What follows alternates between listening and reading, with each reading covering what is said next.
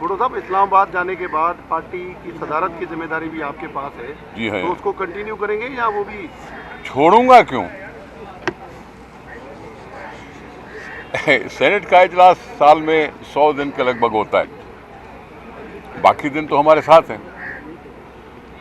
मैं पार्टी के हुक्म पे चलता हूँ, मैं पार्टी के हुक्म पे चलता हूँ और जो फैसला होगा वो उसी के हुक्म पे चलते हैं हम सब, क्योंकि हम कमिटेड लोग हैं, हम कमिटेड पार्टी के बंदे हैं।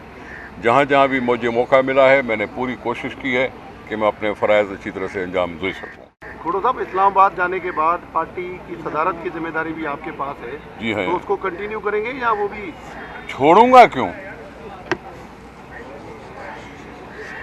सेनेट का इजलास साल में 100 दिन के लगभग होता है, बाकी दिन तो हमारे साथ हैं। मैं पार्टी के हुक्म पे चलता हूँ, मैं पार्टी के हुक्म पे चलता हूँ और जो फैसला होगा वो उसी के हुक्म पे चलते हैं हम सब, क्योंकि हम कमिटेड लोग हैं, हम कमिटेड पार्टी के बंदे हैं।